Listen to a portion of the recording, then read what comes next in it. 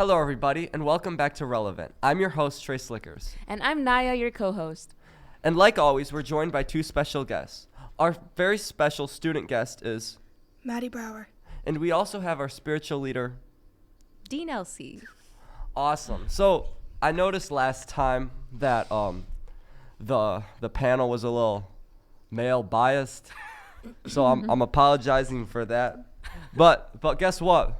We're back with Teen Dating 2, and we have two women. So this is like from women's perspective. Kind of, yeah. So Dean Elsie, you just got moved into Arrows, right? Yes. Yeah. Can you tell us a little bit about that? Yeah, so I was a essay sponsor, but then David Glenn being the director of camp now, I'm the Arrows sponsor, and so I get to tour with them and my brother, and I'm really excited for it. Yeah. Mm-hmm.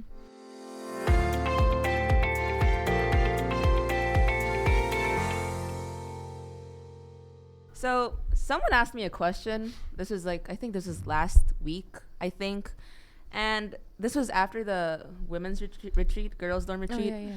And we had a lot of questions for the adults, right? Mm-hmm. And then suddenly we were just talking between us, and we were like, does everyone need to have a partner, or can some people stay single?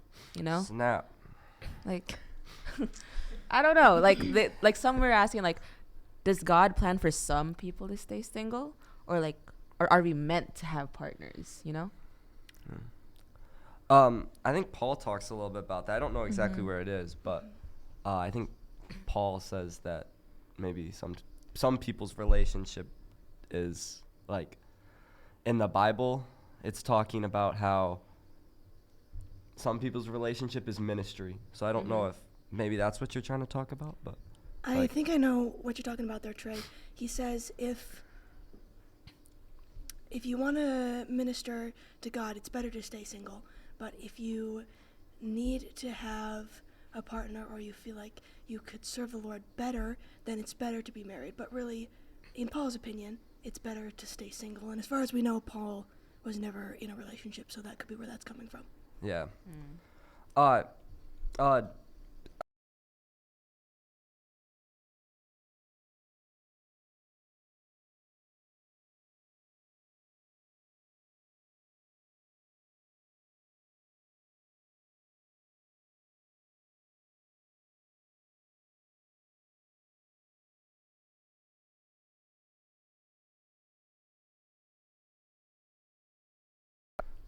But clarify for me what you mean by what's it been like. Do you mean in a Christian format? Yeah, what are some struggles you've faced in teen dating, or what are some things that you've noticed? Well, for one thing, keeping close to God can be difficult. Okay. Everybody faces trials individually, right? Yeah. And when there's two people together, that means you bring whatever struggles you're facing with to the table for both of you. It's a support system, yes, but it's also okay, I have my own problems, but also I have to help you with your problems now, which can be a good thing or a bad thing. Yeah. Depends. So being aware of that, letting God lead you in your relationship can be hard, because we're human, and every human fails individually and together. Learning how to blend worlds and opinions and families and all the different aspects that both people bring to the table can be challenging, but also really fun. So there's that. Yeah. This is kind of a question we had in the last episode. This is because we're in a high school right now, right? So a lot of people, at least a lot of high schoolers, they like to think about dating, but then we also like to wonder, is dating in high school good? Is it effective? Is Yeah. that? Yeah.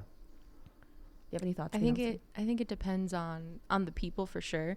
I know when I was in high school, I didn't necessarily date anyone, but I watched people date, and my best friend was in a relationship. She's still in that relationship from technically her junior year, but sophomore, junior year, and hearing her side of things, it's not always easy because you are dealing with a lot of that high school stress and drama and rumors and everyone's opinions and stuff. And so you have to, I would say, like, make sure that you guys are both in a place where you're ready to take that on together, and the maturity of someone is very important. And not to say that two younger, maybe immature people couldn't grow and learn together, but I think that's it's hard to say like definitively whether high school dating is good or bad. I don't know. Like, it depends for every person. Yeah. It's situational.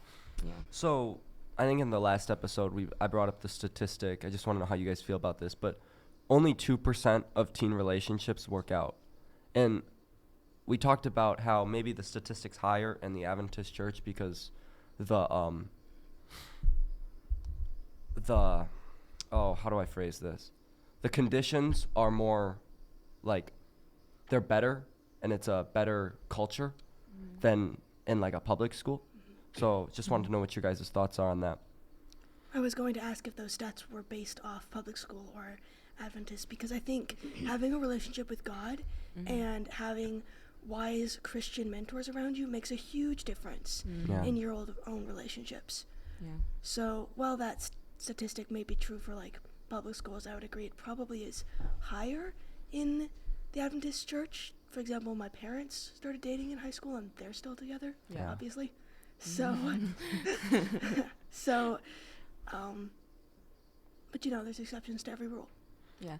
And like, so you said that your friend started dating since like junior year, and they're still officially together? junior year, and they're still together. They're probably gonna get married. So Wow. Yeah. So staying close to the topic of high school dating, there's a lot of things that teenagers like to wonder, right? And I wonder this a lot, and I know my friends wonder this a lot. And we kind of touched on this during the girls' retreat, but is it better for a guy to chase the girl or the girl to chase the guy? it's a very hard question to answer. I feel like typically people be like, the guy should be the one chasing, not the girl. Like, have them come to you and whatever. But like, I don't think there's any I don't know if shame's the right word, but like, and there's nothing wrong with a girl pursuing and like showing interest in a guy. It may not be typical, but it can be done. And I mean, I think being bold and like putting yourself out there can be good, and even help your confidence in some ways too. Yeah. What do you think of that, Trey? So as the guy. Oh man. So I think that's kind of, that's like you were saying, that's the opposite of what happens in society today. Like I don't think I've really ever seen any. No, I take that back. There's been like a couple situations where there's like a girl is like very desperate and like chasing after a guy, but it comes across as desperate. That's the thing that can happen. I think if a girl does, it's looked at as desperate, which almost kind of seems like what if she's not desperate, and that's just what society has put that label on her. I'm just spouting words here, but desperate. Oh man. That's like I don't know, I feel like maybe that's a flawed in our society. Like is that a label that we shouldn't have? I mean, there's definitely people out there that are desperate. It's just a matter of like, and I don't know if identifying that is the correct term or something for that, but I think that labeling every woman that might chase or pursue a guy as desperate is not an accurate term by far. How do you know that a relationship is God-led? Part of it, because I was thinking about this a little bit this morning, part of it is, again, being surrounded by older Christian mentors. So you can go to them and say, hey, what do you see? Do you see this as being God-led? Because they have a lot more life experience, a lot more relationship experience than you, and a lot more time in their spiritual walk to grow. So finding someone that you can trust who has a good relationship with God themselves can help you determine if your relationship is God-led. And honestly, just paying attention to if the Holy Spirit's trying to tell you something, it's like, hey, don't do this, then it's easy to not hit the roadblocks. Yeah. So I wasn't necessarily like raised in like throughout my whole life. I wasn't in a Adventist like school like throughout my whole life. I was in a Christian school, but it wasn't Adventist. And I had a lot of like classmates that were non-Christian and non-Adventist, of course. And of course, again, we talk about dating and like we wonder like what are our thoughts about that. And I remember one of our conversations, it was dating with the intent to marry. And a lot of my friends were like disagreeing, like, no, it's okay to date for fun because you want to like have experience, And you practice. know? Yeah, you want to like practice. You don't always have to date to marry because that's just like gonna ruin the fun. Like you're always gonna be serious about it and you can't like experiment with stuff. Yeah. I mean, experimenting has its time and place, but is dating really the place for that? Dating is, I feel like it's something that you should really take seriously, because what is dating for if you're not thinking of marrying that person? I mean, dating is getting to know that person, getting to know like if your lives can truly like mesh together and become that one in marriage and have a family or whatever that might look like for them. My friends, they were like saying that because like if I'm just gonna like date to marry, and what if I do something wrong, you know, like because I didn't have the prior experience to dating, so then like if I'm like dating this person because I want to marry them, then I'll do something wrong and everything would just go wrong, you know. But I don't know, what do you Well, first of all, if you're avoiding doing something because you're scared you're going to do something wrong, then you will avoid your whole life. Yeah. Because you will always mess up in a dating relationship. I've done it. You will always mess up in a marriage. Like, That's people true. do that all the time. So I don't think worrying about doing something wrong can be the reason you're interested in dating only for fun. Because a note on that, if you're only dating for fun, are you only getting married for fun? Ooh, that's a really good point.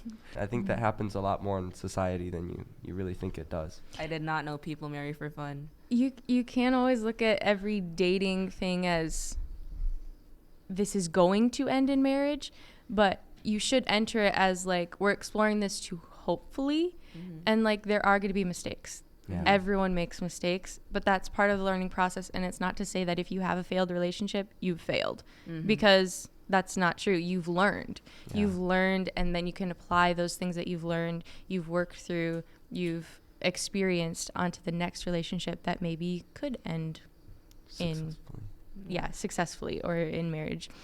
Yeah, there's this quote. It says, dating with no intent to marry is like going to a grocery store with no money. You either leave unhappy or take something that isn't yours. Yeah, I've also heard, and this is a little interesting, but like if your phone doesn't have Wi-Fi, what do you do with it? You just play games. So that if you like don't have that like true connection and true like desire, you're just playing games with that person, and that's not productive at all. Yeah. It's just wasting time, and you don't want to do that either. Yeah, I like that. So I want to kind of go back to that question we asked about how do we know that a relationship is God-led. Maddie, you said a lot of good points, and I think one way to know that a relationship is God-led is if both of you are leading each other closer to Christ. Working together to both further each other in character in your spiritual life is, I think, also another aspect of dating and relationships that is really important. You have to be working together to become better together, and that's I think what dating is also kind of for, I guess. Yeah. So definitely we need to like always center our relationships in Christ, right? There's this one quote I found. It says, if God is going to write your love story, he's going to first need your pen. So not only do you need to have him like in the center of it, but you also need to allow him, like you need to like ask him and like go to him, ask him for guidance and allow him to be the writer of your story. I want to end with a verse. It's found in Proverbs 19 verse 21. It says, "Many are the plans in the mind of a man, but it is the purpose of the Lord that will stand." So I want to ask the audience, especially my dear friends, my dear teenager friends, if you guys are worried about your relationships, your love life, why don't you go to God and give him your pen? He's the author of love. So why don't you ask the author of love to write your love story? Snap. Well, I guess on that, Relevant out. Relevant was hosted by Trace Lickers and co-hosted by Naya Mamarimbi. This week, our guests were Elsie Kroll and Maddie Brower. Today's show was produced by Alexander Winkler and recorded on the campus of Great Lakes Adventist Academy. Don't forget to check out our website, relevant.show, where you can send us a message or learn more about what we do. Thanks for listening. See you next week.